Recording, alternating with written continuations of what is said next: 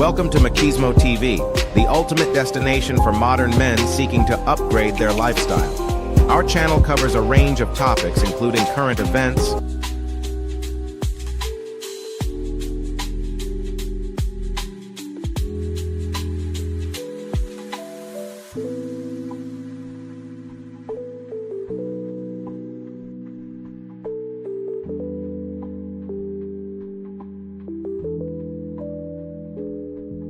CBS News 7. Your seats are too goddamn small! If your big, round, beluga bop whale-looking self needs an accommodation in the cargo hold, we can make that happen. We are here live at the scene of a shocking incident where a woman killed her husband for walking on the floor she mopped. Has she been arrested? Not yet. We are waiting for the floor to... Breaking news, your baby daddy's a bitch. We reached out to him for comment. He left us on read. Exclusive footage. Caught lying again. More at 11.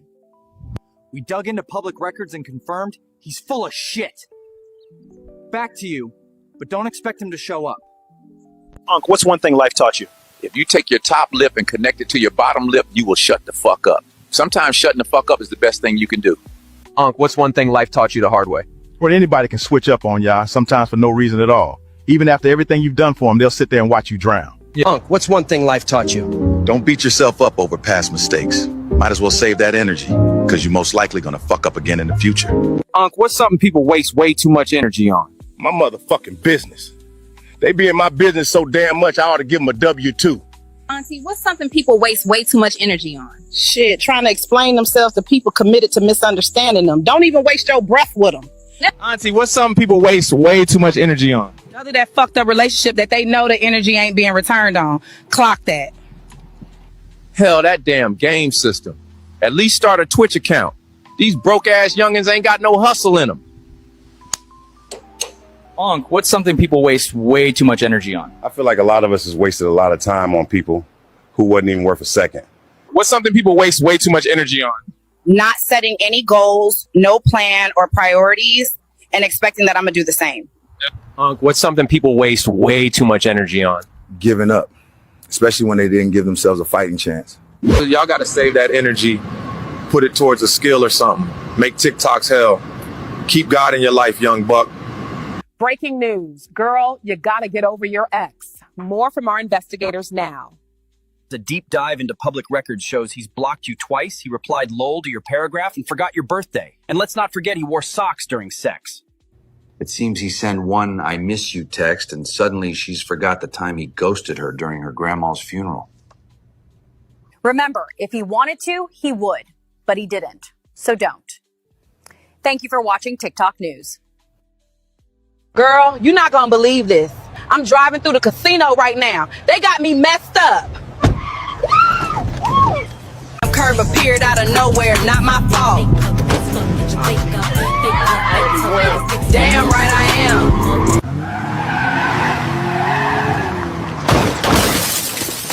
am. Girl, this car don't work right. Why are y'all in the way? Damn.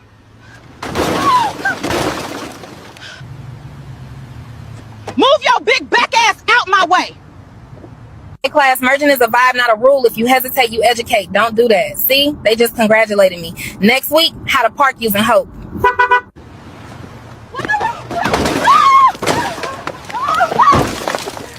I told you to move. They need to fix these roads. Girl, the signal here is bad.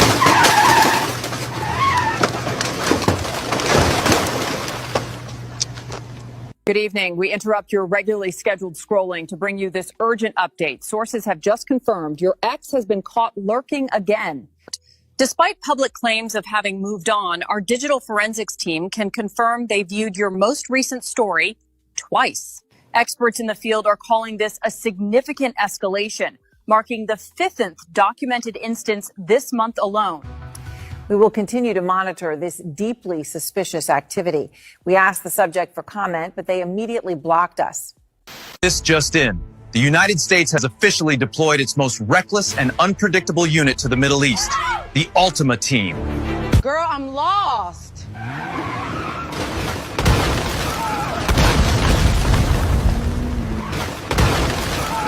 Keisha, guess where I am?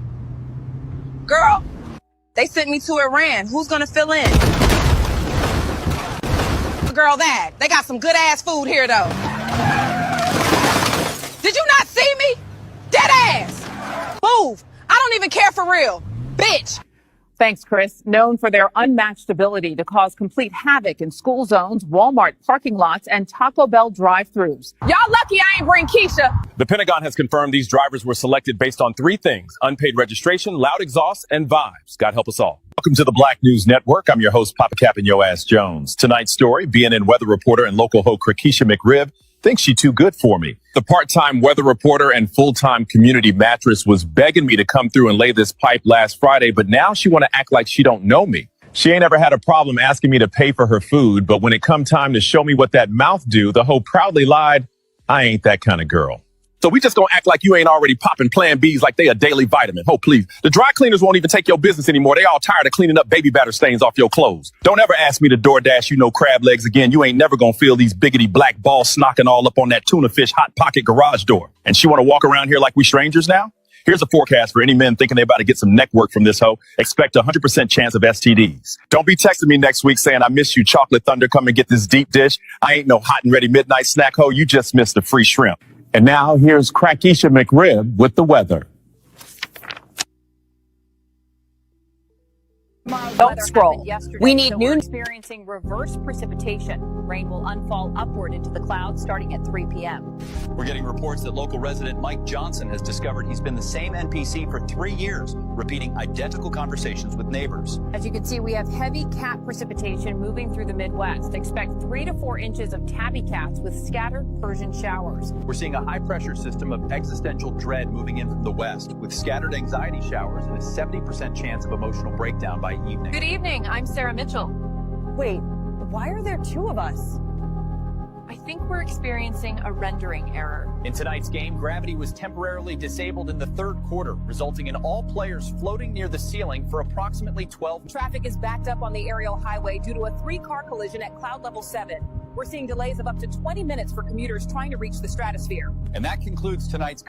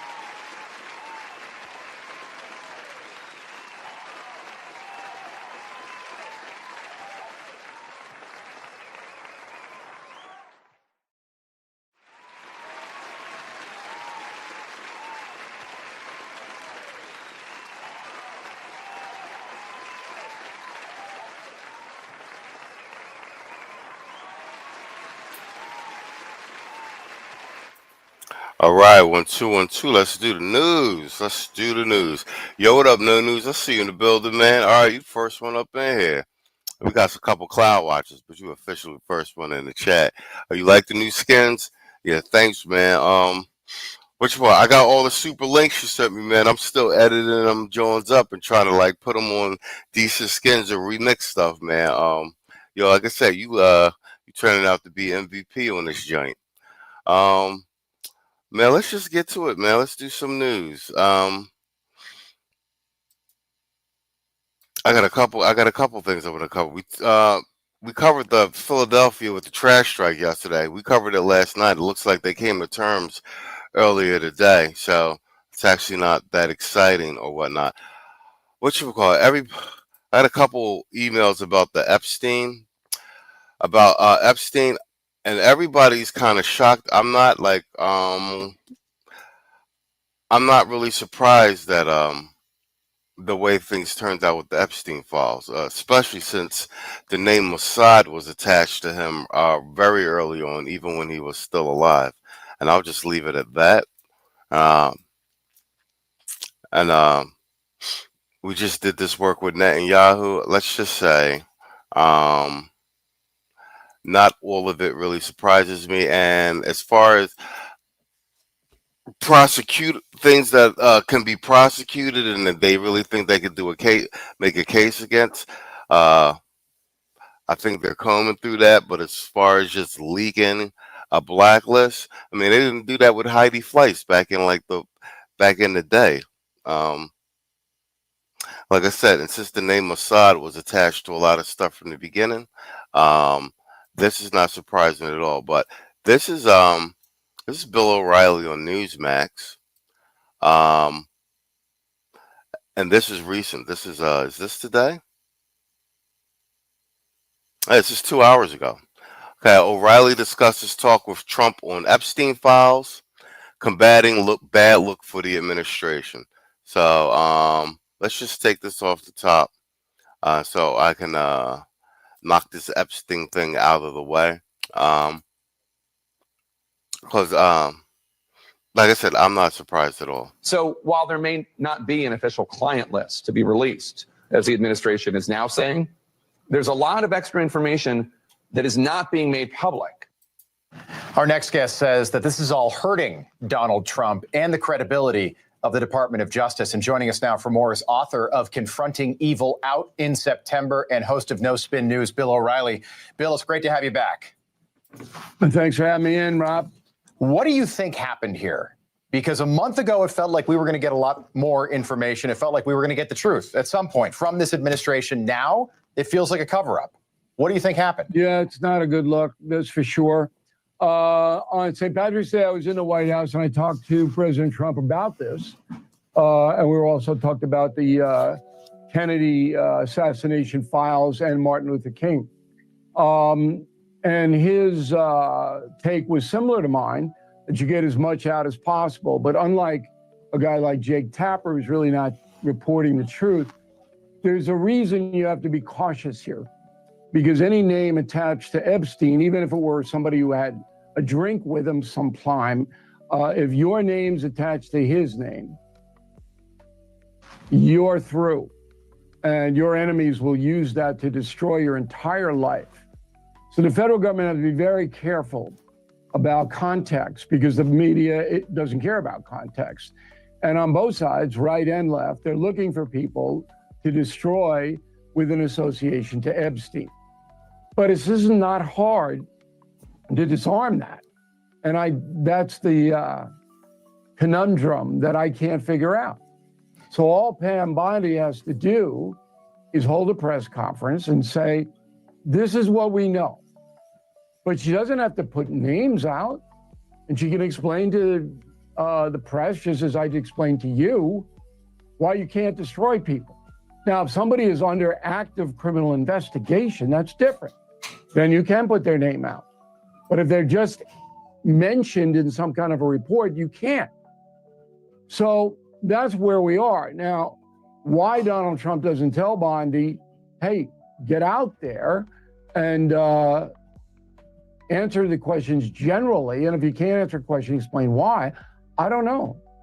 And one more thing. The person who should be sitting right beside Bondi is Merrick Garland, the Attorney General under Joe Biden. Right. He had that stuff for 4 years. 4 years. Where's he? Do you buy any of this notion that Donald Trump was on the list? No, why would I do that? There's no evidence that says that. And Merrick Garland would have released it, right? Yeah. Why would any fair-minded person even think about something like that with no backup? Bill, I hate to be, tinfoil hatty right now, but they made this happen. All right, conspiracy theories, that we need new ones because the old ones all came true. The old saying. Do you buy any of this notion that really powerful people, and I'm talking about some of the most powerful people on this planet in the last 50 years, played a role in burying this story, burying the truth when it comes to Jeffrey Epstein and the people, whoever they are, that he was allegedly trafficking these young girls too. Do you think they got to somebody at DOJ or the FBI or maybe the president himself and made this story go away? Yeah, I don't waste my time on stuff like that, Rob, because I don't have any information indicating that. I do know that in Florida, the authorities did not prosecute Epstein correctly. And there, that's a fact. Now, there hasn't been any charges of bribery or anything like that. But Epstein got a very soft touch in Florida when this whole first thing broke. And so that is a fact. But again, you got a guy like Tapper on CNN who basically distorts pretty much everything he says. Correct. And he goes, well, the autopsy wasn't released. That's false. The autopsy was released, and it said clearly that the man committed suicide. That's what it said. So, you know, you listen to the reports, they stoke this kind of conspiracy stuff because it's good for ratings. I'm sure there'll be a book that does crazy conspiracy stuff that'll make some money.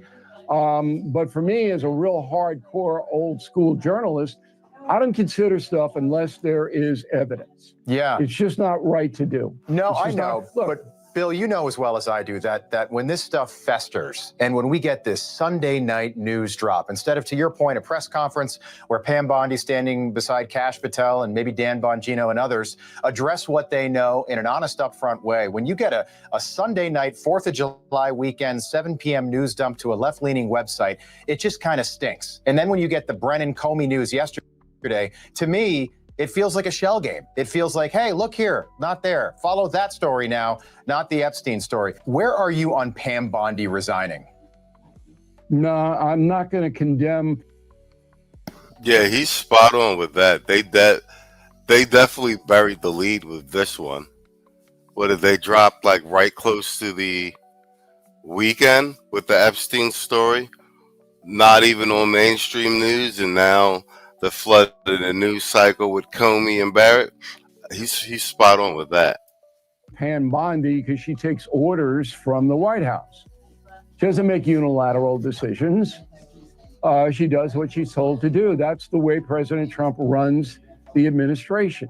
None of the cabinet heads make independent decisions. They all come out of the West Wing and the White House, all of them. So, you know, you could sacrifice her, right? But it is a bad look for Donald Trump. You can't justify not being more upfront about a case that's captured the attention of millions of Americans. Bill, just about 25 seconds left. I read your newsletter this morning, and I'm just wondering, have you talked to the president since the news dropped on Sunday? No, I have not. And I got big things to talk to him about more important than this. But my advice, and I know he hears it, is to have a press conference with Bondi and Merrick Garland. And if Garland won't show up, put a picture of him sitting next to Bondi. Right. And answer the questions, what do you know, in a general way. I hope something like that ends up happening. Bill O'Reilly, great to have you back on. Good to see you. Thank you. Thank you, Rob.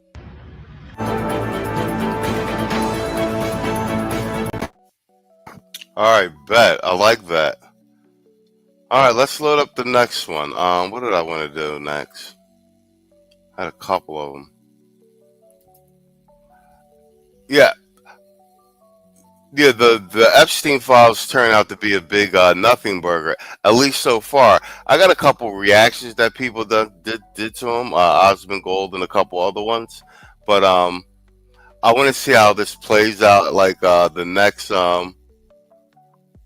whatchamacallit, like the next few days, to see if there's any rollback with this Epstein thing. Let's do this one. Let's do Ketanji Brown. We touched on this on the Sunday show, but Ketanji Brown Jackson, I made this point that she really is I think it's unfortunate that the first black female justice is generally a DEI hire. And here's the best part about this is we're not going to have to make that argument we're not going to have to make that argument ourselves. We're not going to have to make this argument because she's going to do it herself. All of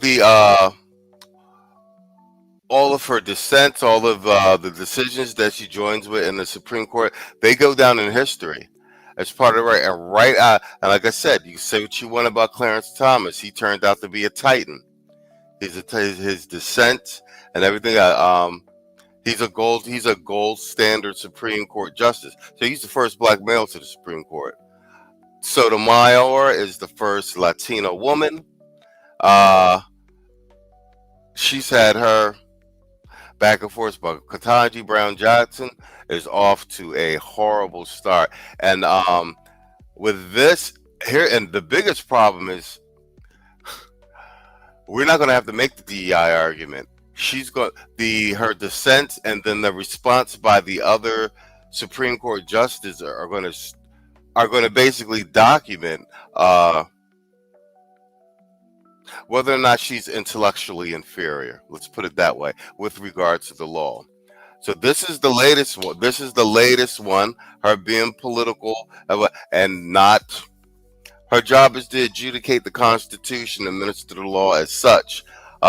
And her own peer, who is the Caucasian female on the court, is the one who ripped her a new one. So this is definitely good and notable to note, because I think this is a big win.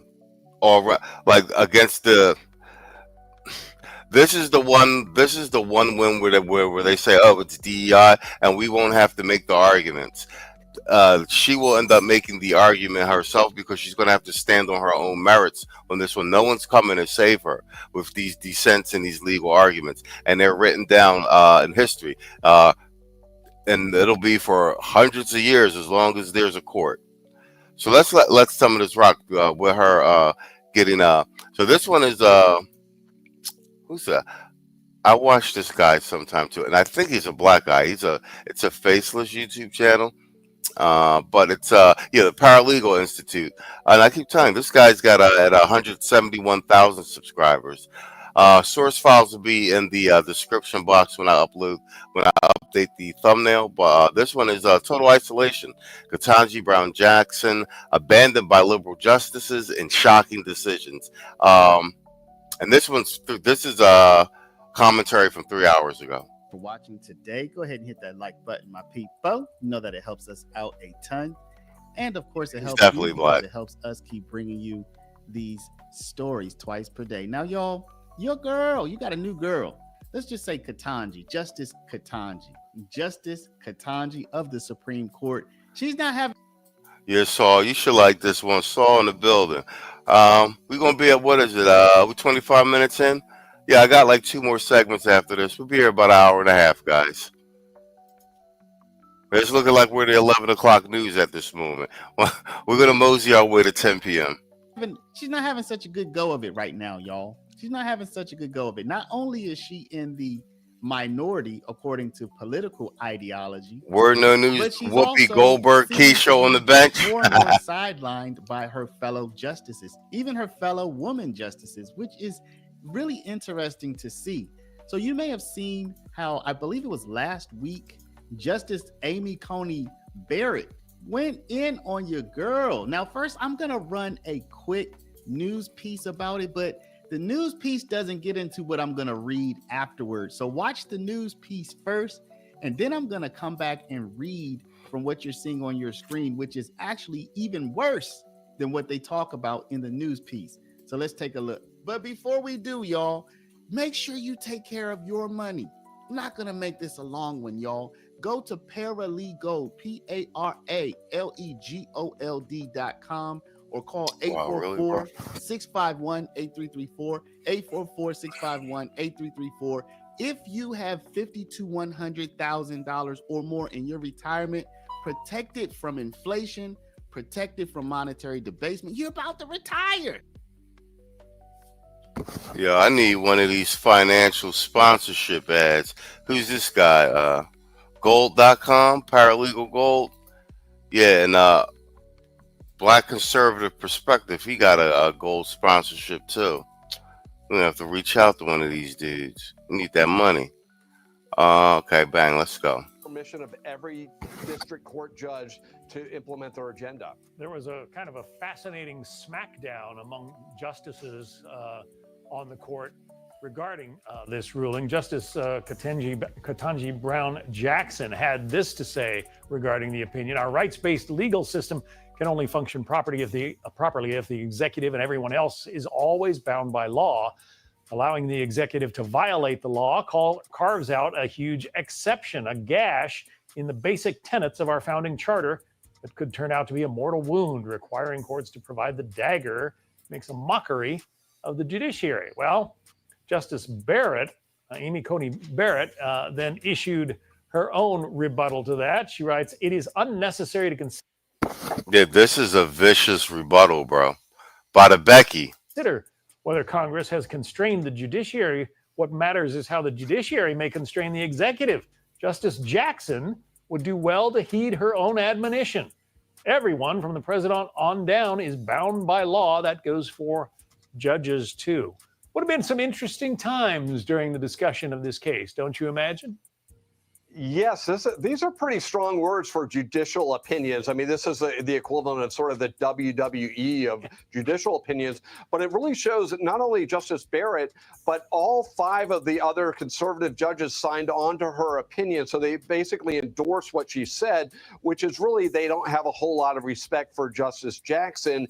And what Justice Jackson, her points almost seem to be political talking points. Again, they don't agree with she doesn't agree with President Trump. Therefore, whatever he's doing is a bad thing and judges should change it. That's not the role of judges. The judges are supposed to judge the cases before them, not to advise on overall policy and implement only the policies they like or agree with. But this was pretty strong language. A lot of people are talking about it. So now that you've seen that, let's take a look at something that news piece did not mention. And I felt like this was like the hardest part of the whole critique. Here we see, oh my gosh, Justice Amy Coney Barrett basically implied Ketanji Jackson is too dumb or unwilling to read legalese. Literally her job description. So now what is Eric Doherty talking about? Let's take a look. Here it says, this is from Justice Barrett. Okay, I'm not going to read all this. This is the only part we need to focus on. Here, Justice Barrett says, Justice Jackson skips over that part because analyzing the governing statute involves boring legalese.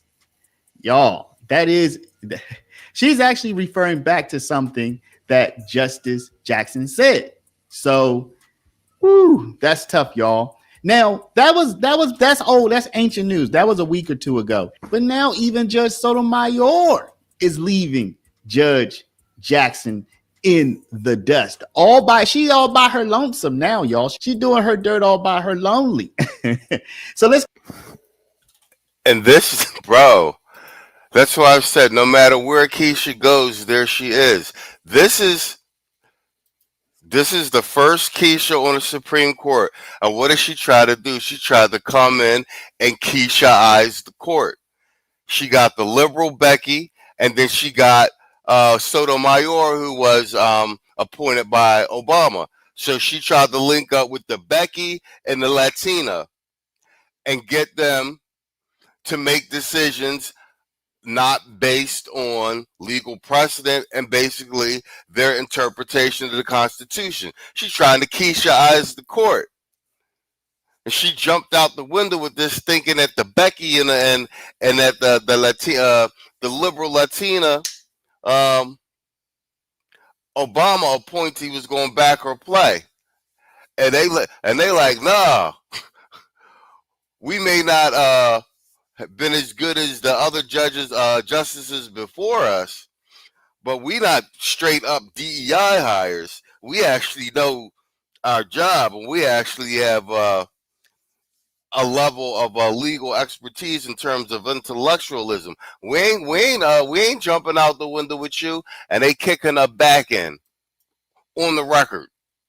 Let's get into the most recent situation, the most recent decision that just came out today, where Judge Jackson had to stand on her own two by herself. 8-1. She was the one. She's the only person. She's the only person who didn't see it the way that the other 8 justices did. Let's take a look. Another day, another win for the Trump administration. Supreme Court giving it the green light, the administration the green light, to move ahead with plans to curb the federal workforce after lower court judges put a stop on DOGE cuts.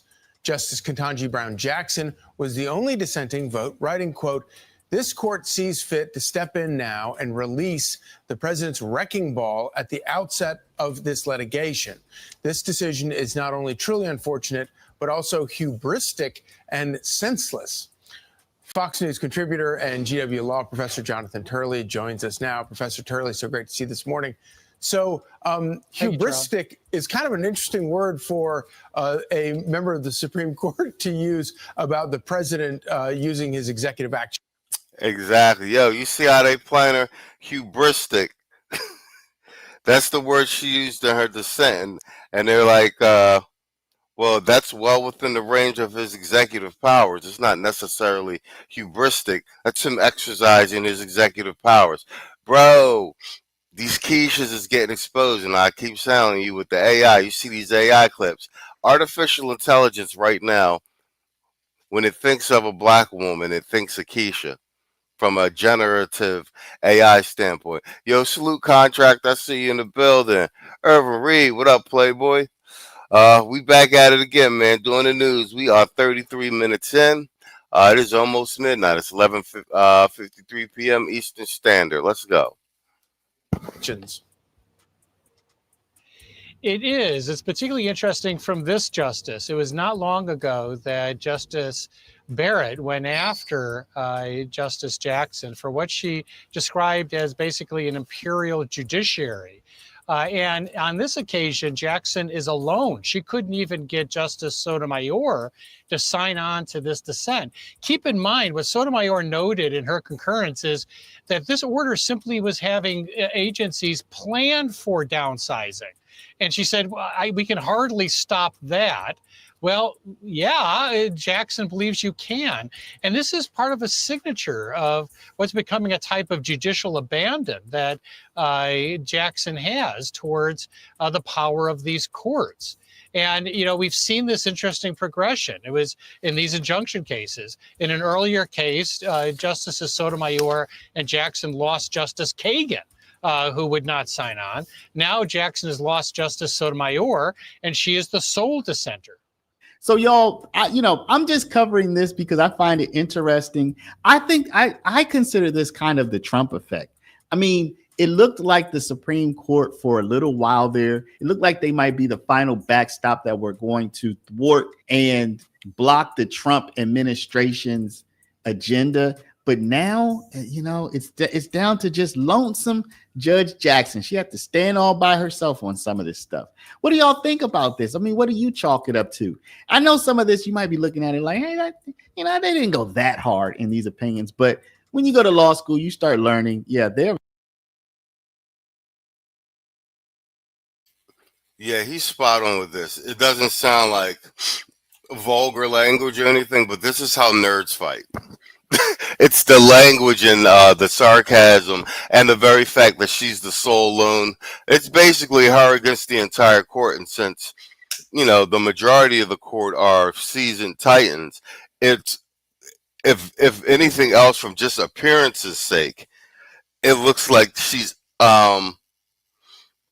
punching way above her weight class. Generally, like when there's a lone dissent, it's usually the dissent is written so brilliantly where it's like, okay, the majority of the court sided this way, and that the lone dissent is basically written up as a brilliant legal rebuttal to the majority decision of the court. And so even though you are the lone dissent, normally what happens is the brilliance of your dissent ends up being heralded as, okay, this particular justice didn't side with the majority of the court, but their reasons for doing so is so legally brilliant, it's understand. We understand that it's an argument that stands on its own, and then it becomes part of the entire legal docket and stuff. In this case, she's standing by herself, and her dissent doesn't hold water for even like a basic law school graduate, let alone a Supreme Court justice. And that's why I said, on its face, we go, okay, the first Keisha is a real DEI Supreme Court justice, and okay, that's like a kick in the teeth.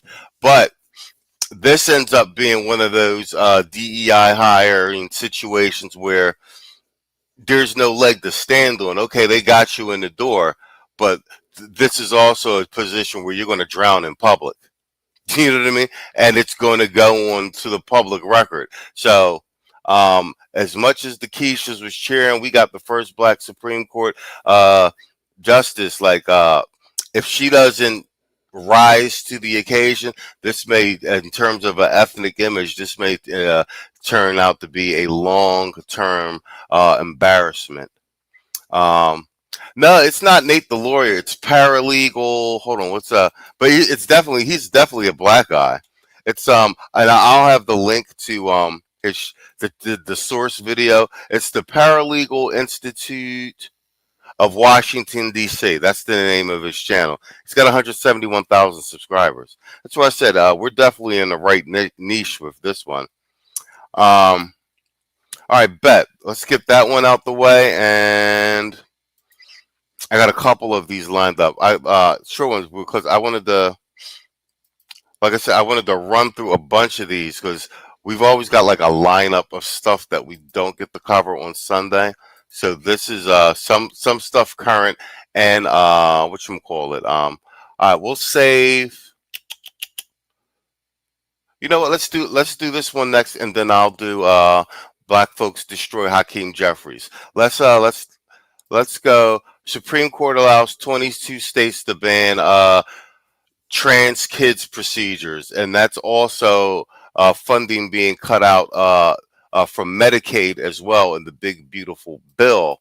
I wanted to do this one because that's also part of the reason that a lot of us black men back the Trump policy agendas because he was anti men and women's sports. I'm from Philly. I lived right there by Penn. I was right down the street from Wharton School of Business, so I actually saw that tall she/him Leah Thompson on campus during those swim meets and stuff.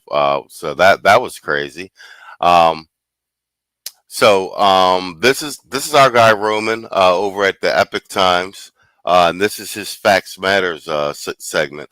But he's going to go over this recent Supreme Court win for Trump with regard to the trans kid agenda that the psycho liberals were pushing. So let's knock this one out, and then we'll get onto Timu Obama recent activities with the Democratic Party.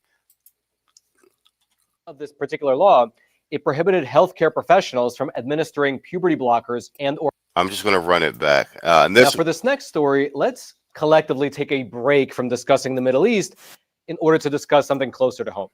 Back in 2023, the state legislature of Tennessee passed a law called SB 1. And this law, it explicitly banned transgender minors from receiving puberty blockers, hormone therapy, and then later the law was amended to also ban quote-unquote gender-affirming surgeries. Or to be very specific, the text of this particular law, it prohibited healthcare professionals from administering puberty blockers and or hormones for the purposes of, quote, enabling a minor to identify with or live as a purported identity inconsistent with the minor's sex, or treating purported discomfort or distress from a discordance between the minor's sex and asserted identity. Let me just stop that right there, because it hit different when you see the language actually being written out and spoken in legal documents being floated through the courts. How did we even get to this space in the country where we've got Supreme Court cases deciding that, you know what, we shouldn't be allowing schools in states without the parents' permission to change minors into girls and boys and vice versa by giving them puberty blockers and hormones and cutting off their genitals. Like, how did we get here? It's clown world, bro. And it's agenda all. This alone, as far as why you should not be dealing with these Democrats, is in and of itself. This particular law, it applied to anyone in the state of Tennessee who was below the age of 18, even if that minor got consent from their parents. However, it's worth mentioning that this law, it also had some exceptions. For instance, kids who needed those treatments for medical reasons would still be allowed to receive them. And so, for instance, if you had a child who had an early onset of puberty, he or she would be allowed to get puberty blockers and or hormones if they were prescribed by their doctor. It's only that these things could no longer be given to children simply because that child claimed that he or she was transgender. Now, obviously, this law was immediately challenged in court. You had civil rights group sue the state, arguing that this new law, it was, for one, a violation of the 14th Amendment, because these groups claimed it provided unequal protection under the law. And then secondly, they claimed that this law was a form of sex discrimination against transgender minors. Now, on the flip side, the state of Tennessee, they argued that this was not discrimination, but rather it was the regulation of medical care for minors, something they claim was well within the purview of the state. Now, after going through the appeals process, the case wound up in front of the U.S. Supreme Court, where after hearing both sides of the argument, the court issued a 6-3 split decision with Justices Neil Gorsuch, Amy Coney Barrett, Brett Kavanaugh, Sam Alito, John Roberts, and Clarence Thomas all ruling in favor of the state of Tennessee. Specifically, the court ruled that states can ban gender-affirming care for minors using a more lenient legal standard as long as that ban is framed as an age-based medical rule rather than a gender-based medical rule. Writing for the majority of the court, you had Chief Justice John Roberts write the following, quote, Tennessee's law prohibiting certain medical treatments for transgender minors is not subject to heightened scrutiny under the Equal Protection Clause of the 14th Amendment and satisfies rational basis review. Now, that's a bit of legalese, but essentially what the court did was that they officially weakened the legal standard that's to be at play in these types of laws. By treating this particular law as discriminating based on age rather than based on sex, the U.S. Supreme Court avoided having to apply a stricter legal standard, the one that's normally meant to protect against gender discrimination. Let me briefly break down for you what that actually means. When a given law does not involve a protected class, like, for instance, race or gender, the courts use what's known as the rational basis review. Yeah, and this is Roman from the Epoch Times. Like I said, I'm going to leave the link to the video in the description box. But he's one of the best, like, purveyors of the news and doing, like, straight, solid analysis, straight to the point, and even some more complex issues going on in the news. Like I said, him breaking down the details of the Supreme Court ruling, which was a win for the Trump administration, banning all these trans procedures. Like I said, one of the reasons we voted for the Trump policies.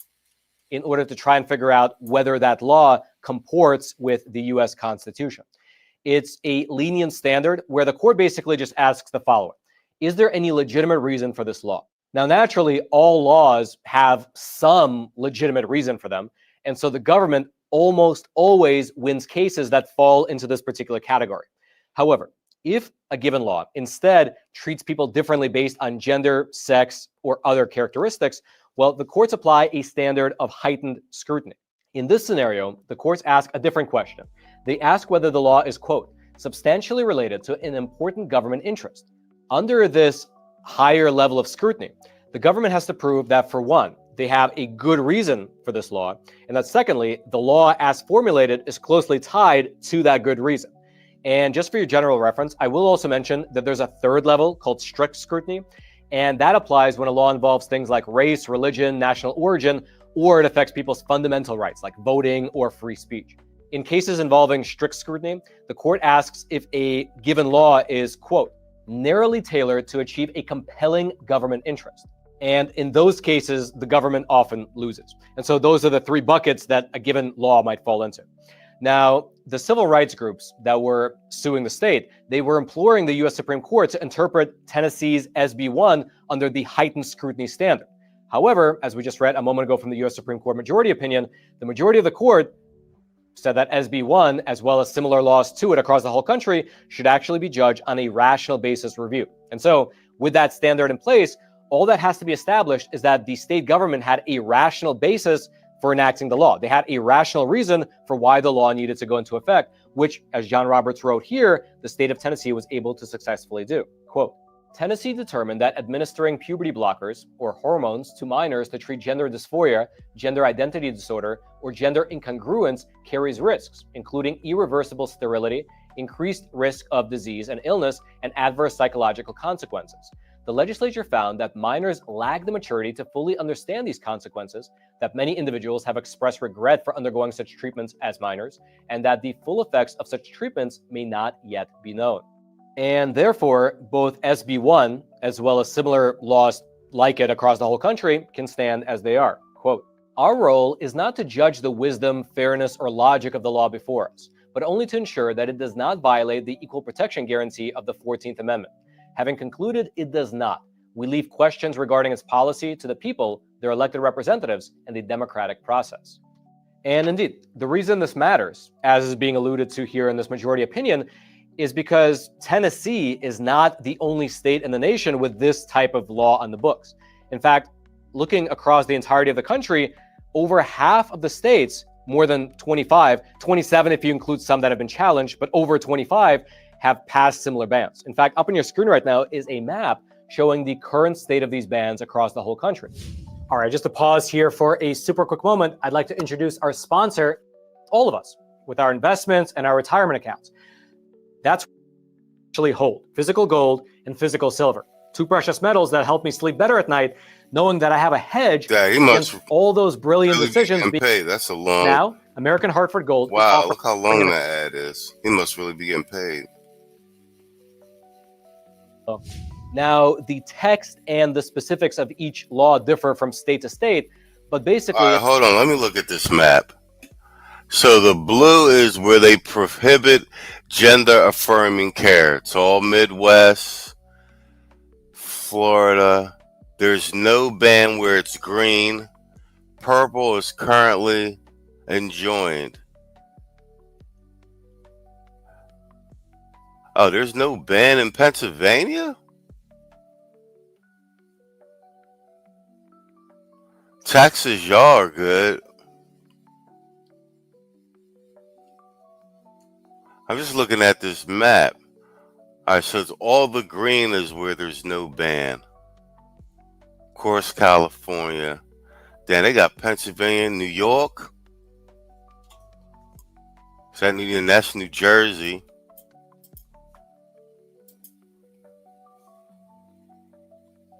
Paid in full, right? Yeah, old boy paid in full. You see how long that mid video ad was? All right, bet. I just wanted to look at this map and see where all this action was going on. So all the blue is where they not playing this shit. In almost all the states in that map, the ban includes a prohibition on giving puberty blockers, on giving hormone therapies, and or providing... You said you surprised to see Nevada? Well, is no ban or that there is a ban? Where's Nevada?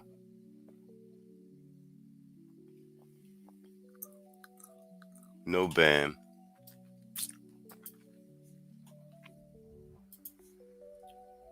quote unquote, gender affirming surgeries to people under the age of 18. Now, the only exceptions are the states of Arizona and New Hampshire on that map. Their specific bans only apply to surgeries. Kids can still get puberty blockers as well as hormones in those two states. Also, the states of Arkansas and Montana, they previously had laws in the books, but they were overturned by the courts. However, actually now, with the Supreme Court ruling in place, perhaps those two states, those legislatures, will actually rework the language in those laws and try to get them reinstated as well, because with this Supreme Court's new ruling, it's actually more likely that these bans will survive future legal challenges. And so there you have it. Much like gun laws, election laws, and abortion laws, and other things like that, the question of whether kids...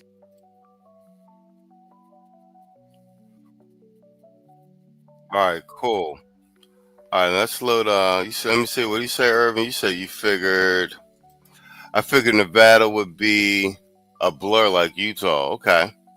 All right, let's. All right, we 52 minutes in. Nice. Let me play. Let's do. Black folks destroy Hakeem Jeffries, Timu Obama. I'm making it a habit to highlight these. These black male political content creators, and especially when they're highlighting off of social media, which is the new media now. General black people at large, making everyday man on the street like insightful political statements. So this one's got Righteous Perspective. We've done him already. Once again, he's over 400,000. So, okay, he's 407,000 subscribers. And the link to this video will be in the in the description box. So this one is Black Folks Destroy Hakeem Jeffries as liberals call for violence to stop Trump. And that's what the shout out to Tito, man. He called this shit way ahead. They're trying to have y'all out here as crash test dummies. But let's see what the everyday brother got to say. That's what I said. I haven't seen this this level of political discourse and engagement by the FBA black man here in the States in decades, bro. Just common sense talk. And like I said, prior to the Trump election, you wouldn't. I mean, shit. You saw what political discourse or social media looked like while Kamala was running. Like, you know what I'm saying? Everything y'all better vote for Kamala. Like he's doing his best Obama impression. If you're like me, whenever he gets up there to talk, you just don't even bother to listen to what he got to say because you already know what it is. Yeah, and he's talking about Hakeem Jeffries, the new head of the Democratic Party, Timu Obama, Walmart Obama. I paid close attention to this dude. I watched him. It's like clockwork. Wherever there's a speaking event, his only goal while he's there is just to disagree with whatever Donald Trump is doing. That's it. That's the only reason he's there. And he's there for nothing else. I'm up here to say whatever Donald Trump just did, and don't ask me why, because I'm just up here to disagree. I'm not here to clarify my disagreement. Just another clear as day puppet for the Democrats, man. They're going to throw him away just like they did Jasmine Crockett. Doesn't he see that? Like, it bothers me that he doesn't clearly see that as soon as they're done with him, just like Democrats love to do, they are going to use you and then throw you in the garbage. They're going to pat him on his head and go, good job, Hakeem, good boy. But unfortunately, we no longer have use for you. Well, you know what? Jasmine Crockett, she found out the hard way. They used her for whatever weird agenda they were trying to push, threw her away. And now this guy, he's going to have to learn the hard way too. So.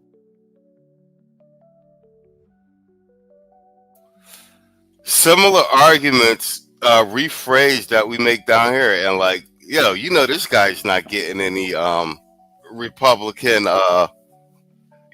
Republican influencer money to make this statement or social media. You dig me? This is a well thought out and a well reasoned argument based on his observations. Oh, Reed with the $5 super chat. He said black men found their sound like Motown. Hashtag straight up F all you hoes. Yo, that's a very good analogy too, by the way.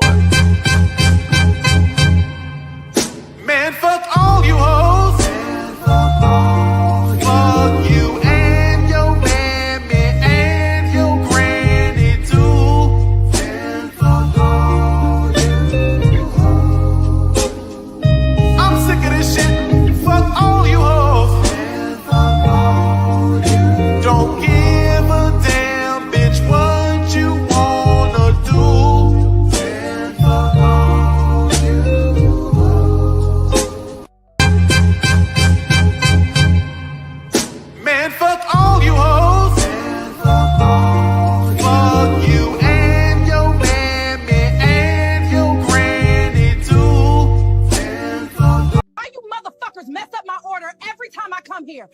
with y'all? I need 15 Happy Meals, 50 nuggets, and 3 McFlurries. And please hurry, my kids are waiting. All right, let's go. I actually agree with the guy, but not for the reasons that he mentioned. Some of the reasons. But we got a lot of videos to get into. We got a lot of clips to get into. Like, share, subscribe to the channel if you haven't done so already, man. I appreciate you guys pulling up. Let's keep going. So it's online, and people are going nuts about this photo that Hakeem Jeffries posted, who is the highest ranking Democrat in the House right now. He is standing in front of this bench in Brooklyn, and people are noticing that the wood behind him seems to be warped. And no one really knows what to think about that. And as someone who has lived in New York before, these benches are everywhere. They're like the stock default bench, but the boards on here don't warp. They don't really bend. These are durable benches that are everywhere in the city for a reason. So I want to give Representative Jeffries the benefit of the doubt and say, you know, maybe he was on some weird kind of bench or whatever. So I have to find the bench. Now, the only location that we were given for this photo is that he was somewhere in Brooklyn, but I'm going to assume a couple things. I'm going to assume that he's in Prospect Heights because that's where his apartment is, and that's part of his congressional district. So it makes sense that he would be there. When we also look at this photo, we have to assume that the photographer is looking north. There's no way that he's waking up at 5 a.m. to do this when the sun is coming in from the east. So the sun has got to be setting in the west, which means that in accordance with this is some real investigative work right Brooklyn street grid and how it's lined up, we're almost definitely looking north when this photo is being taken in July. And it honestly took me like 4 minutes to find the bench. It's at 911 Pacific Avenue in Brooklyn, and it's an 8-month-old photo that I have, but this bench is not warped. I'm also leaning toward it being photoshopped because if we look at the bricks in the background, you see that they also kind of pick up just a little bit in a way that might follow whatever curvature this is. And there's not a giant tree here or anything that would seem to displace those bricks and make them bend too. So it seems like this is a digitally manipulated photo. The question though becomes, why? What is going on with this man? Because recently he's just been on an awful press run. This is another photo of his. Look at how many shares, look at how many comments this has. He says, I'm protecting healthcare. This is all going on in the background of the big, beautiful bill, this healthcare defunding. That still passed. I mean, come on, dude. This is just worthless. Bill, and he's standing here with a bat in his office. It doesn't really make any sense. And then there's this tweet that the Democrat account put out, which has this kind of like self-congratulatory chest-thumping thing where he was talking for 8 hours and 32 minutes to delay the big, beautiful bill. And obviously it passed.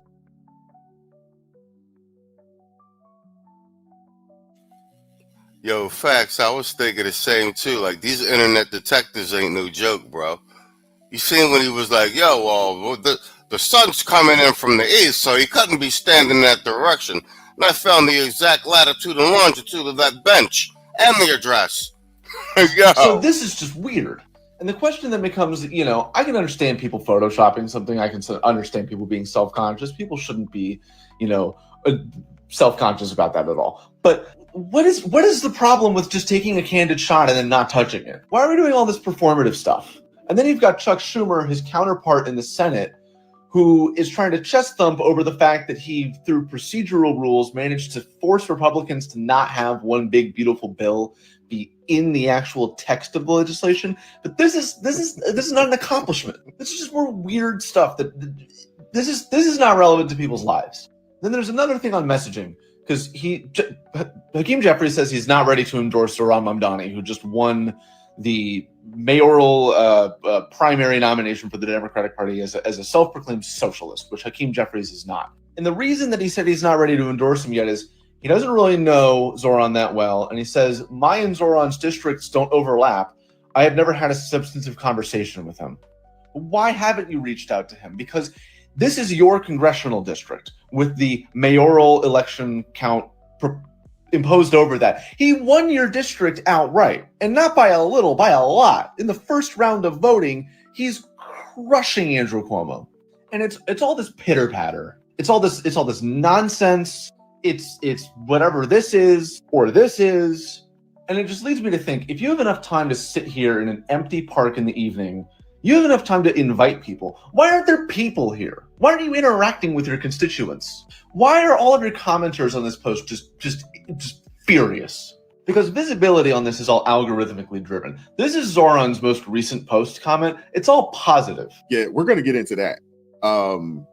A lot of the people, the base of the Democrat Party is done with Hakeem Jeffries at this point. They're done with Timu Barack Obama, swagless Obama, whatever you want to call him. They're done with that guy. They are. And they're done with a lot of the old guard of the Democrat Party. Now, I guess that could be a win for us because they're going way left. And what people got to understand about this Zoran Mamdani guy, when you start talking about Marxism, you know, and I would assume that this guy's a Marxism. He's already come out and basically told you that he is a democratic socialist. He's come out and told you that, right? People got to understand about Marxism is that the first step of Marxism is socialism. The second step of Marxism is communism. People got to understand this. So, yeah, this dude is not coming out saying that he's a communist, but if he can get in there and accomplish the things that he would like to accomplish, that's step one, and kind of leans into step two, you know what I'm saying, of the Marxist plan. Because people got to understand that when the government starts owning businesses, that is communism, ladies and gentlemen. And for whatever reason, there is a whole heck of a lot of people out in New York City that seems to think that this Zoran character is great and they love his ideas. So Hakeem Jeffries has his own party basically demanding, you know what I'm saying, that they be ousted. And actually, they're demanding far worse. Let's get into that real quick. So as you can see in this article from The Blaze, you know, it says white, well-educated Democrats are demanding lawmakers get shot to prove they're anti-Trump as deadly violence rises. I mean, this is outrageous. This is outrageous. Listen to this. White, well-educated Democrats. These are the people that also voted for Zoran Mamdani. These are the people that are wanting to move further towards Marxism, further towards socialism and communism. These are the people. It doesn't make sense to me. It really doesn't. It's an oxymoron that is the case. But, you know, as you can see here, you know, it says that several Democrat lawmakers have expressed concerns as their constituents grow increasingly frustrated with what they view as inaction. See, the thing is people got to understand that the Democrats, they don't really have solutions. You know what I'm saying? They really don't. And I think a lot of people are grasping on to Mamdani because at least he's coming with a plan. You know what I'm saying? It's not a good one, but at least he has a plan. Unlike so many of these other Democrats that the only thing that they stand on is, we're not Trump, we hate Trump, he's a threat to democracy, he's Hitler, so forth and so on. And when you say those types of things, you know, you have people out there that say, hey, put your money where your mouth is. If this dude is Hitler, if he is truly as dangerous as you say he is, hey, you should be willing to put your life on the line to get this dude up out of here. You know what I'm saying? I mean, this situation is crazy. It is crazy that you have people advocating for violence towards their own party for their lack of plans, lack of solutions, and what they would call, I guess, inactivity. It is the craziest thing ever, man. Y'all, they are talking about Hakeem Jeffries because he photoshopped his picture on Instagram. Take a look. Okay, you can see it right here. The bench is kind of warped up. I'm not even going to talk about him because I'm talking to y'all through a filter right now, and I Photoshop in the whole bit. But I am going to say this, Hakeem Jeffries, if you're going to be photoshopping your pictures, you need to get yourself one of these little cute little New York City influencer girls. They will teach you how to properly edit your pictures because the warp bench, it's a no-go. Look, maybe you packed on some pounds over the summer. I don't know. I don't know why you even feel the need to Photoshop your picture. I didn't really know men did that, but it is what it is. Do your thing. You're going to have to properly do this. But it does beg the question, why are you Photoshopping your picture, Hakeem Jeffries? Are you trying to be a star tender at Sapphire 33? What's going on? Why did you do that? I'm just curious. Nevertheless, they're talking about him, y'all. I'm not going to do it, but you can laugh in the comments. Democrats aren't trying to fix anything. Look at Hakeem. While Republicans were passing the big, beautiful bill and backflipping into lakes, Hakeem's posting up on a park bench trying to look hard with a chain. And look at the bench planks behind him. They're all squiggly. See that? That means he photoshopped himself to look skinny. Hakeem's trying to shrink his hips like a Kardashian. It's hilarious, man. So, Leader Jeffries, you wear many hats, and one of your jobs is to try to win back the House for Democrats. Fucking Jesse Ward is be clouding, bro. I like that white boy. He's funny. Yo, Urban Reset, notice the flag recognition somewhere in these brothers' videos? Love to sneak dissing I'm American too symbolism, intentional or not. Oh yeah, whole fact. That's a whole fact though. No, I keep saying this. I'm surprised that I'm not. I guess surprised isn't the right word, but that I'm running across so many of these content creators. But more so, the main thing I'm actually really about how large their channels are. We're talking about hundreds of thousands of subscribers. I think we did Doc Rich. Was Doc Rich yesterday? He's at like 2.1 million subscribers. Man, fuck all you hoes. Fuck you and your mammy and your granny too.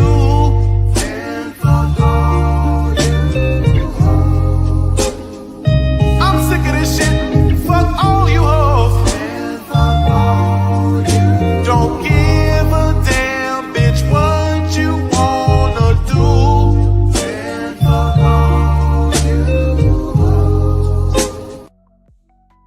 Yeah, here go extra drop for you, man. Breaking news. You said hot girl summer, but accidentally caught feelings. More from our investigators now. Sources confirm that after 3 late-night FaceTimes and a playlist he made just for you, you are now spiraling. We interviewed your best friend, who is currently screaming, block him in all caps. You once said no strings, no stress. But now you're 3 TikToks deep into how to make him obsessed. Thank you for watching TikTok News. And remember, don't fall for that good morning text. More tomorrow.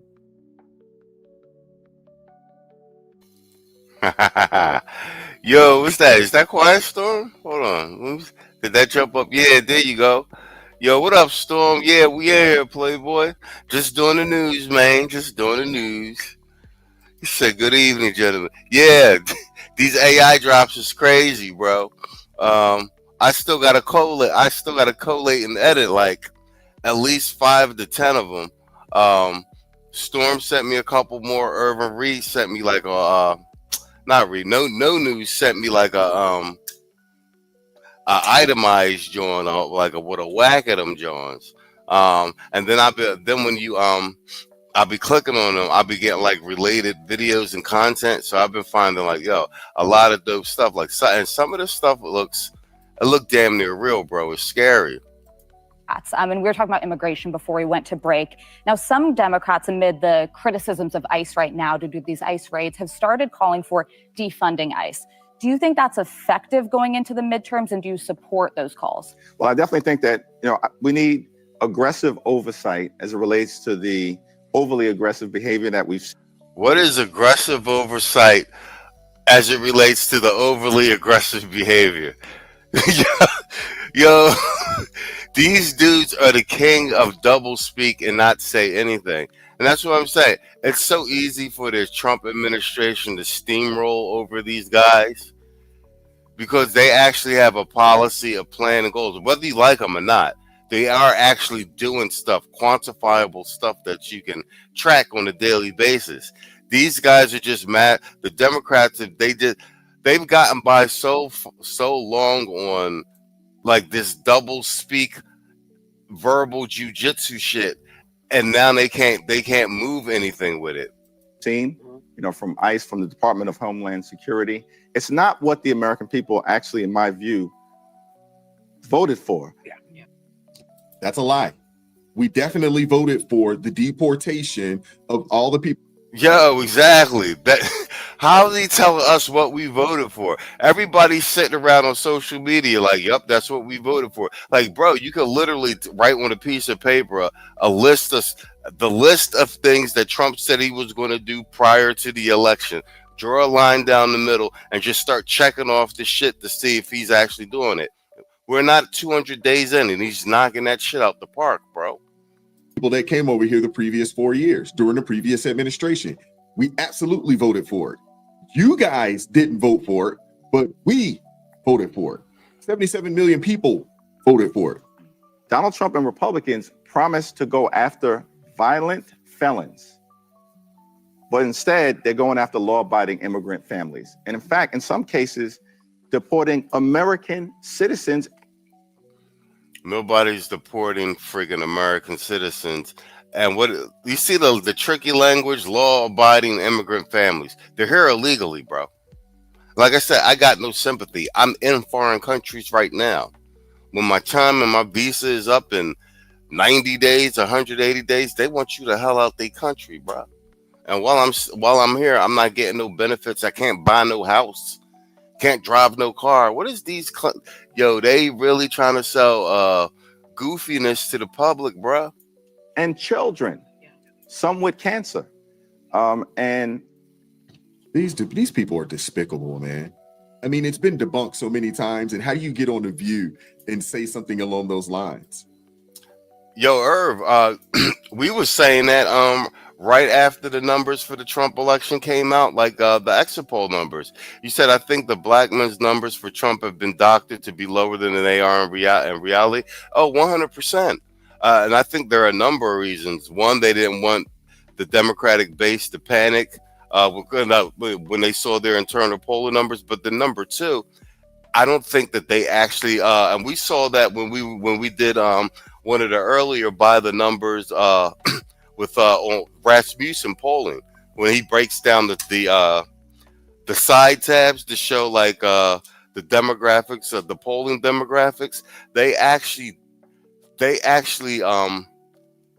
don't poll black men separately. They poll blacks or African Americans as a collective group, because it's always based on the assumption that whichever way Keisha votes, that the men are going to vote that way. This is the first time they've actually had to separate the vote, and they don't have the proper polling to basically poll us separately from Keisha.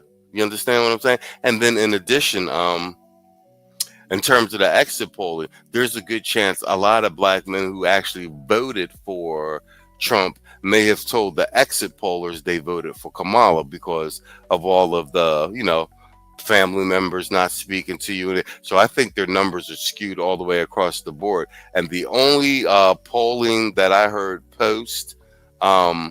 post-Trump election that had black men's numbers like past 20-25% was Patrick Bet-David's valuetainment poll, where they had black men somewhere around 32%. And I believe that number is far more accurate. Quiet Storm said, can we deport this beast?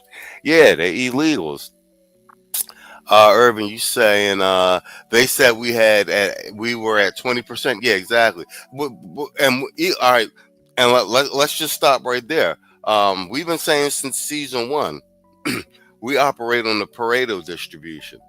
All we wanted was, if we did the last election numbers, they had black women voting at a 92% clip Democrat, and I think men came in at like 85 to 90%. And we were saying that when we started streaming season 1, we were saying that that's where we get that win by attrition, the Rambo joint. This is a war of attrition. And if we could get a Pareto distribution, meaning an 80-20 distribution, a 20% roll away. Yo, Kwame Kaiju in the house. I see you, Playboy. If we could get a 20% rollback of black men from the numbers, like that would be a win, because it'd be a Pareto distribution. So back to what your statement saying, they said we were at 20%. So technically that's a win already as far as what we were looking for. You said, but I think it's closer to 40 and 50%. So do I. And like I said, I'll be conservative and I'll go with the PDB, the valuetainment polling numbers I heard shortly thereafter, the Trump one, and I'm gonna conservatively put it somewhere between like 32 and 38%. Do you know what I'm saying? Which is still a win. And I'm using that number immediately post election, so that was November. I think that we've gathered a considerable amount of momentum since then, and I think that's evidenced by how freely you see black men speaking. That's why I cover these joints, speaking on social media, TikTok in particular, making these Trump arguments like black guys wearing a MAGA hats. So they don't care. You know what I'm saying? Like the shame factor and all that's gone. So I think we've picked up some things. He said, yeah, I remember PVD poll, and I still think those numbers were too low too. Yeah, but like I said, I think it's going to take another full. I don't know. I think Rasmussen may get it. I think Rasmussen may get it right before anybody. Start separating when we start looking at the crosstabs. I think by the midterms, somebody's going to get the polling model right, and I think Rasmussen might be like one of the first to get the polling right when it comes to get the polling model right when it comes to black men. Because, like I said, hypothetically, I mean, if you really think about it rationally, there actually is no direct polling model for black men. To capture an accurate number of black men. We've always just been lumped into the African American vote, and it's been primary. So, because it's the assumption, and it's also true, that whichever way Keisha votes, so did black men. Quiet Stormy said, no, we can send him away, meaning Jeffries. Him and Keisha are made for each other. Yo, you ain't lying about that shit. All right, come on, let's get back to this real quick. We were at the 118-minute mark. I mean, that's why people don't take him seriously. That's why the American people, even the people that are on that side of things, they're looking at this dude like he's a clown. Stop lying. America is better than this. And that's the reality. In terms of what House Democrats stand for, we believe that in this country, you work hard and you play by the rules. All right, cool. And I'll say one more thing about this. So we've been doubling down on these talking points about the weak Democratic black male archetype. So if we look at Hakeem Jeffries, this is the best that the Democratic Party has to offer in terms of masculinity, period, let alone black masculinity.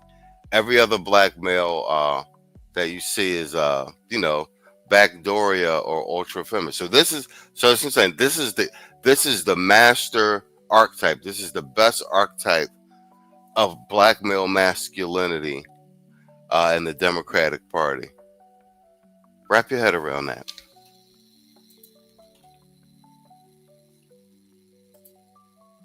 You should be able to experience the American dream. You should be able to afford to live the good life.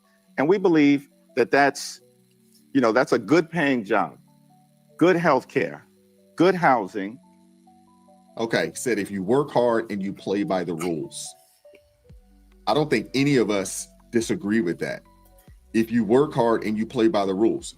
The other thing is you got to add in, you got to have a skill set or a service that is in demand that people will pay you for. We got to have that as well. It can't just be, well, you work hard. You know what I'm saying? Because you can work hard doing something that doesn't pay. Right?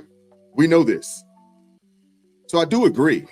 But again, he's not advocating for those people. He's advocating for people who want to do nothing. He's advocating for, you know what I'm saying, the 1.4 million illegal immigrants on Medicaid. He's advocating for the 3.6 million Americans, able-bodied folks that could work, you know what I'm saying, to not work. He's not advocating for the people that are working, you know what I'm saying, working hard and doing the right things. He's not advocating for those people. Good education for your children and a good retirement. But these are also the people that are also,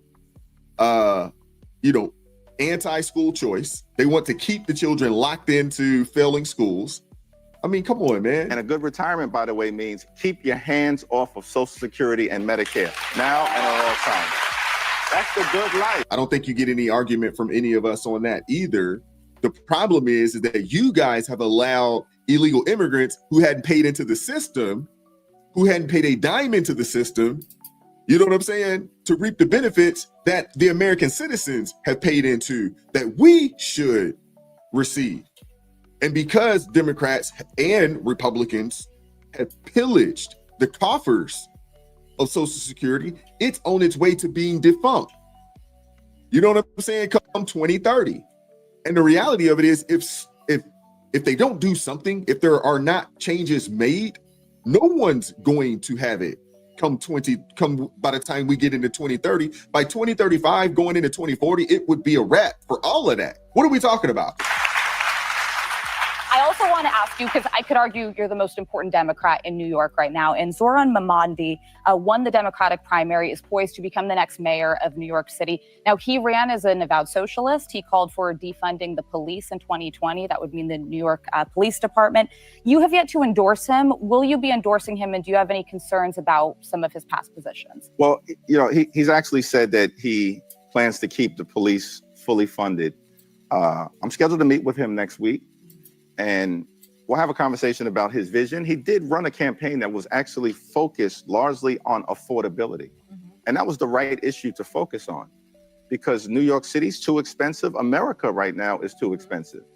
Ain't nobody got any money because the money's all dissipated. It's a very challenging. Whoopi makes $150,000 a week talking about ain't nobody got no money. Stop it, lady.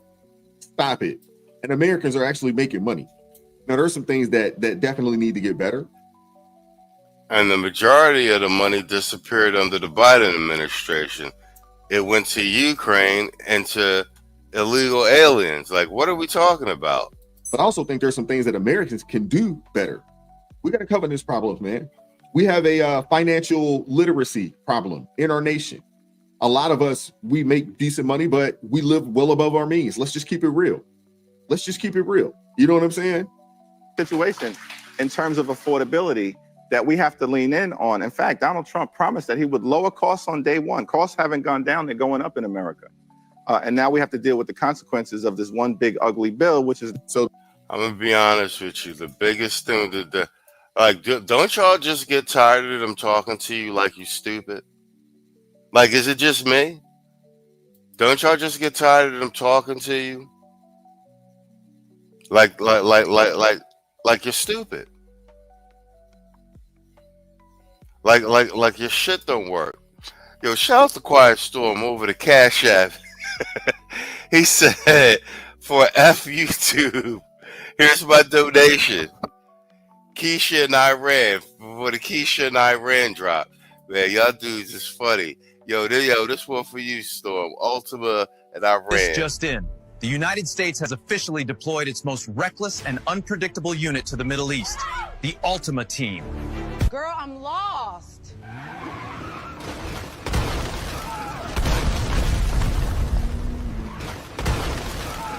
Keisha, guess where I am? Girl, they sent me to Iran. Who's gonna fill in? Girl, that. They got some good ass food here, though. Did you not see me? Dead ass. Move. I don't even care for real. Bitch. Thanks, Chris. Known for their unmatched ability to cause complete havoc in school zones, Walmart parking lots, and Taco Bell drive-thrus. Y'all lucky I ain't bring Keisha. The Pentagon has confirmed these drivers were selected based on three things: unpaid registration, loud exhaust, and vibes. God help us all. Riker, my good fortune is your good fortune. I don't need your fantasy women. Oh, you're so stolid. You weren't like that before the beard. Very well.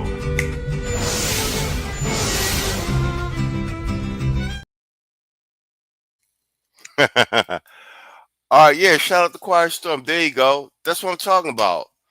Like motherfuckers ain't got boots on the ground. He said, I beg to differ. I just pumped $22 of gas into my SUV today. On January 17th, my bill was $116.01. Today it was $86.50. Shut up, Jeffries.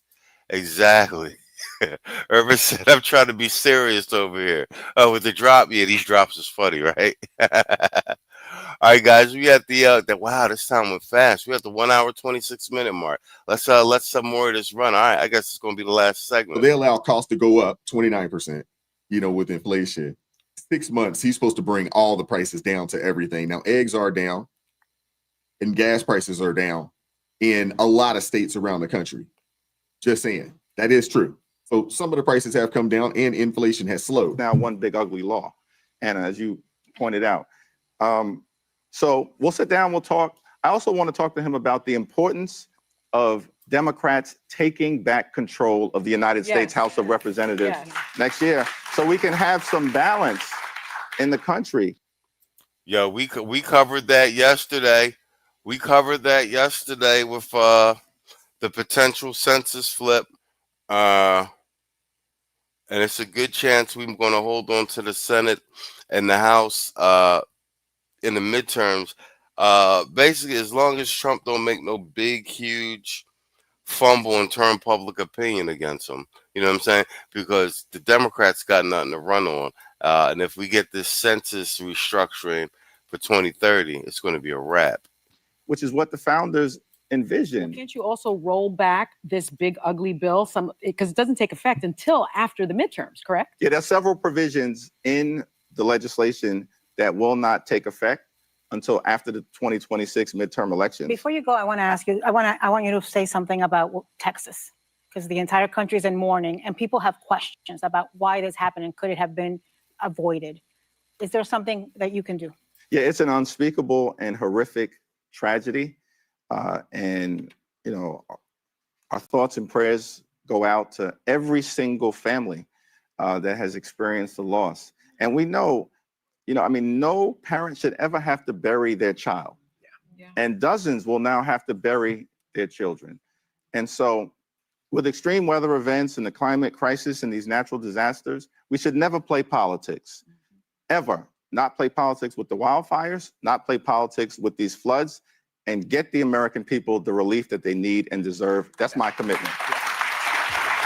You know what? That was probably the best answer, because I thought that he was going to go in the same direction that CNN went. And yeah, I was going to get him. But let's keep going. Now, quick follow-up. New York City Mayor Eric Adams is attacking Mamdani over reports that he identified himself as African-American and Asian on college application. Mamdani was born in Uganda, his parents from India. What are your thoughts on this issue? Mamdani has checked multiple boxes trying to capture what he calls the fullness of his background. I mean, is this a real issue to you? I think to me, you know, the issue that we have to deal with in New York City, which our Democratic nominee did talk about extensively during the primary campaign, is affordability.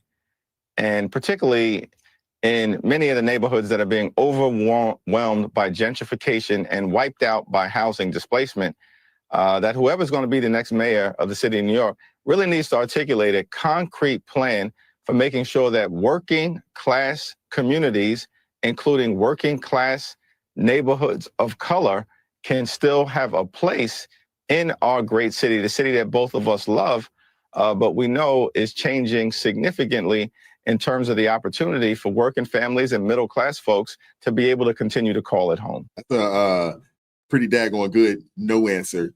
Here it is, another guy who has basically rolled the coattails and rolled the backs of black folks, you know what I'm saying, and get himself in a position where he is today. I mean, it's crazy. It's crazy. When are folks gonna wake up and realize that these folks don't mean you any good? And what's really, really crazy about this Mamdani character, and I want you guys to see this, it's crazy that no one on these mainstream TV networks can actually say this dude's name. Now, I want y'all to see this real quick, man. This is from a Breakfast Club interview that Mamdani had a couple weeks back. These are New Yorkers, I would assume. Yeah, perfect. And like I said, yo, I'm sorry, y'all crowding up in here. Quiet Storm says someone called Judge Joe Brown, let him roast the chicken, eating ass Al Sharpton. Yo, hell yeah. Actually, I'm gonna feature some Judge Joe Brown on the news segment. Theo Waff in the building. What up, Sensei? He said, let's move to Peru and make a new life there for us dusty cloud engineers. Peru is gorgeous. It's very European, like I said, where I'm at. It's fall weather down here, though, but it does kind of feel like living in a European city. I'm in Barranco by the ocean, like I sent Theo some photos. I think I sent Quiet Storm too. It looks a little bit like Monaco. I didn't even see this. Damn, Irvin, you see it with the $10 super chat. All right. He said the midterms is really all about Vance because Trump will be a lame. Exactly. Trump will be a lame duck. Win the midterms, Vance takes the White House, our Republican version of Obama. Facts. And we need midterms is so important. And it's crazy, bro. Like, we've never had discourse as black men like this. Mr. Clay in the building. I see you, Playboy. We've never had discussion like this. I mean, that I can remember in the last 2 decades, just black men talking about midterms. This is a huge paradigm shift with the level of engagement and conversation. And the reason I'm always highlighting these other black content creators who are making political content and also who have huge platforms, we're talking 400,000 to 2 million subscribers a piece, is to show that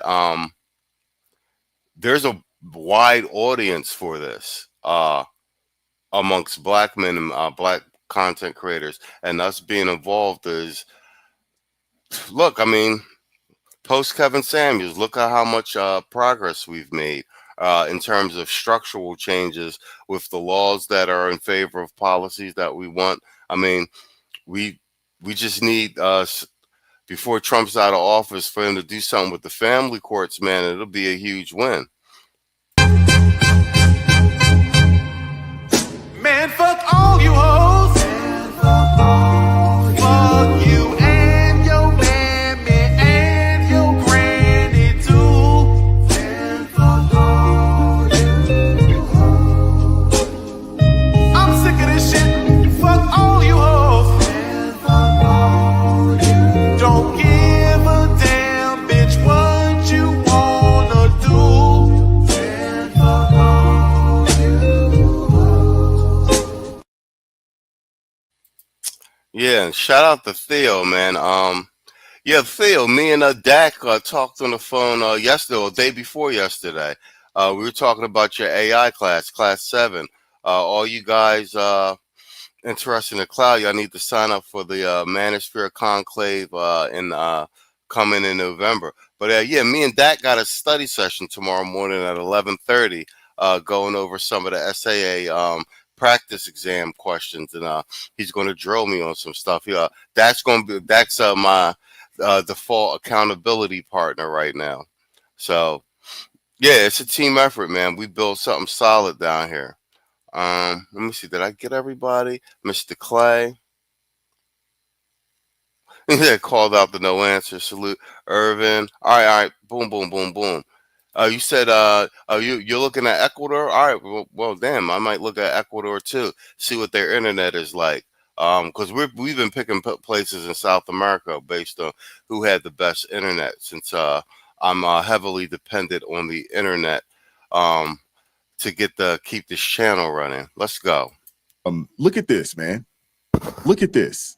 This dude right here says, if this guy don't win, I don't want to hear people complain about politicians not delivering for them. Here is a politician talking about how to make our lives better. These are people that want socialism, man. They want government-ran grocery stores. I don't even think they understand what they're asking for. This guy right here says, NYC, you better elect this man. You have a generational opportunity. Generational. Listen to this, yo. This is crazy.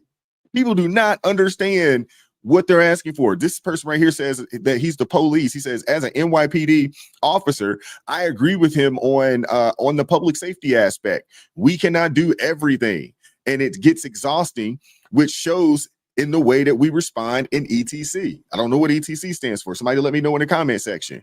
But I mean, this is the police advocating for this dude. I mean, people got to understand that, you know, this guy right here says Zoran's the best candidate I've ever witnessed in my lifetime in NYC. He needs to win. These people do not understand what they're advocating for. They don't. That's why, hey, people like Hakeem Jeffries, they are cooked. They're cooked. The party is going in this direction right here. The party's going more far left, more progressive, more basically closer to just full-fledged Marxism. Most of these folks aren't even hiding it anymore. This is crazy. This dude gets in there and he's able to, if he was able to implement the things that he would like to implement, it would be the downfall of New York City. It would become an uninhabitable city. It would be the first in America. You couldn't do business there. You don't. Quiet Storm says family courts, paternity fraud, mandatory DNA tests, and nationwide database for law enforcement misconduct. Yo, exactly. All of those things would be a major win in the male category. Like I said, I'm of the opinion if we keep the House and the Senate, and if Vance wins in 2028,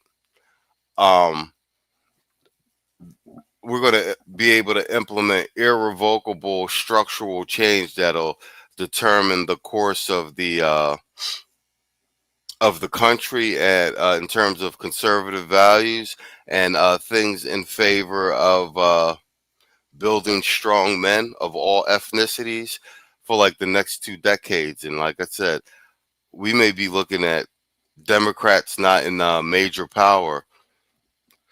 It would be great for at least another 12 to 16 years. Want to live there. Gas would be through the roof. Hey, it would be awful. You think businesses have left? Please let this dude win and see what happens. I was watching The View today, and Hakeem Jeffries is on there.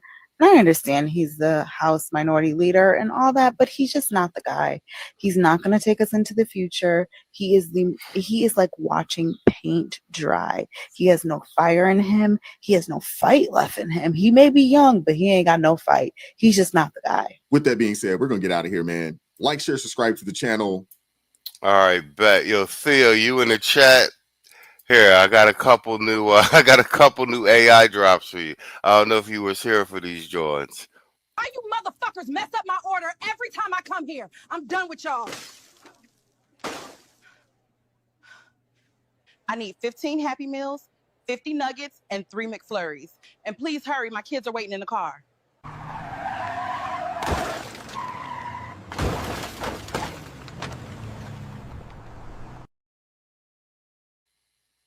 Wait, here go another one.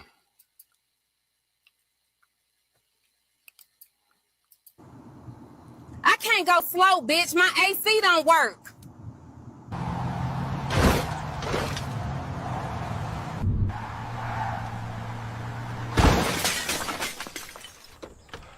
Damn, Monique. Not my whip. I dare a hoe to tell me the ice cream machine broke.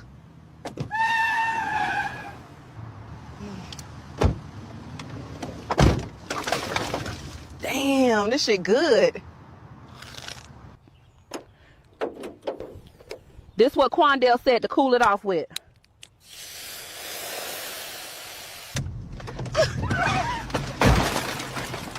Oh yeah, she good now. Oh hell no.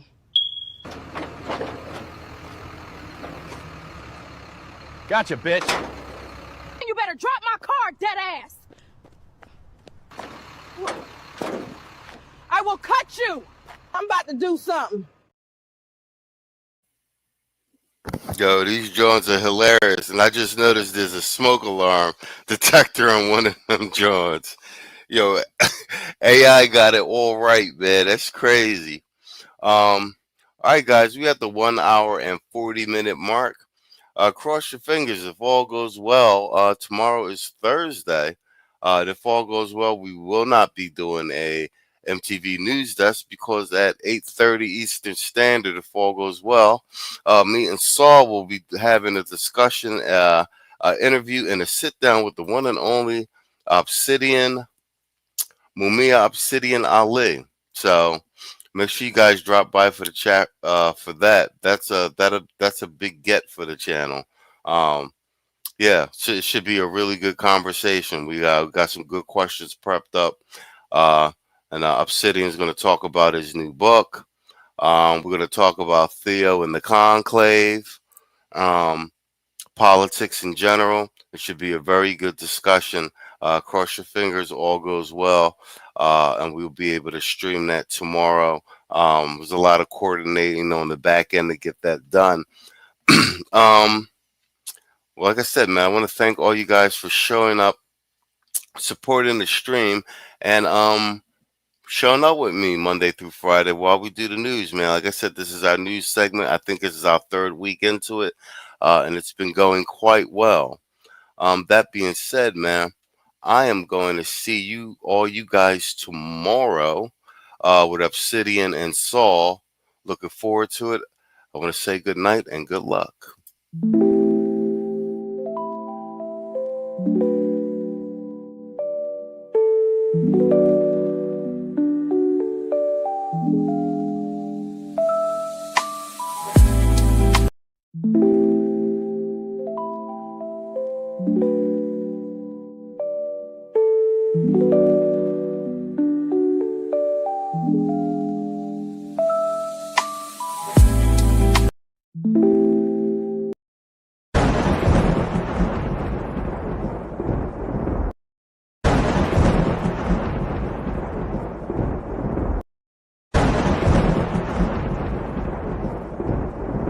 Panel.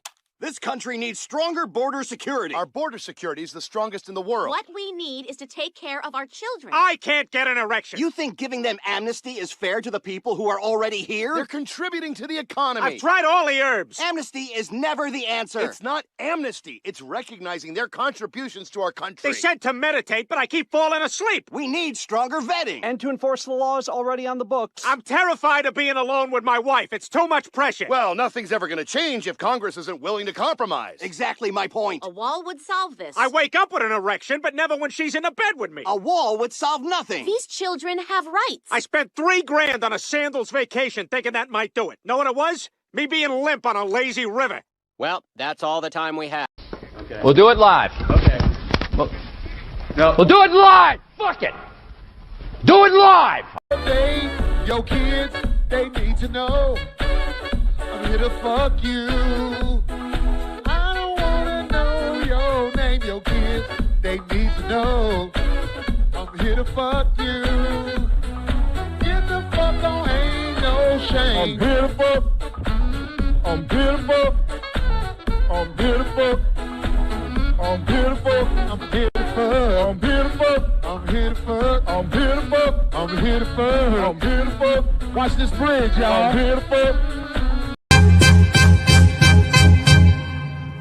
Man, fuck all you hoes. Man, fuck all you. Fuck you and your mammy and your granny too. Man, fuck all you hoes. I'm sick of this shit. Fuck all you hoes. Man, fuck all you. Don't give a damn, bitch, what you wanna do. Man, fuck all you hoes. Man, fuck all you hoes. Man, fuck all you. Fuck you and your mammy and your granny too. Man, fuck. Riker, my good fortune is your good fortune. I don't need your fantasy women. Oh, you're so stolid. You weren't like that before the beard. Very well. Sorry. Hey, where's Stewie? That's tomorrow, and that is it for us today. Okay, I don't know. Whatever it is, it's not right on the teleprompter. There it is. We are going to do Sting, yeah. There's no words there. To play us out. What does that mean, to play us out?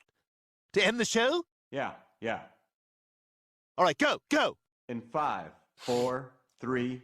That's tomorrow, and that is it for us today, and we'll leave you with a... I can't do it. We'll do it live. We'll do it live! Fuck it! Do it live! I'll write it, and we'll do it live! Fucking thing sucks! In 5, 4, 3. That's tomorrow, and that is it for us today. I'm Stewie Griffin. Thanks for watching. We'll leave you with Sting and a cut off his new album. Take it away. This is not real. It's just a dream. Please, wake up. Wake up. This is not real. It's just a dream. Please, wake up. I told you. Steppenwolf would fail.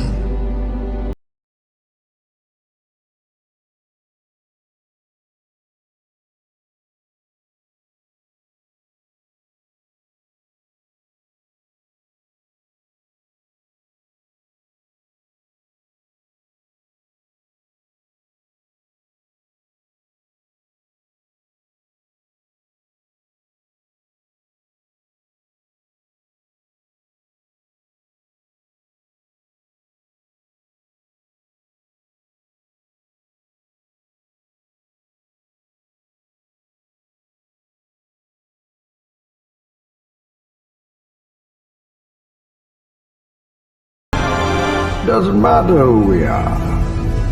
What matters is our plan.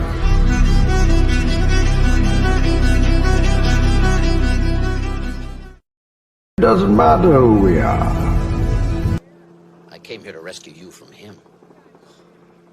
Well, we all appreciate your concern, Colonel. And we'll try to be extra careful. I'm just amazed that he allowed any of your posse to live. Is that right? Strictly speaking, he slipped up. You're lucky to be breathing. That's just great. Colonel, you came out here to find out why one of your machines blew a gasket. You don't seem to want to accept the fact that you're dealing with an expert in guerrilla warfare. With a man who's the best. With guns, with knives, with his bare hands. A man who's been trained to ignore pain. Ignore weather. To live off the land. To eat things that'll make a billy goat puke. Kill. Period. Win by attrition. This is not real.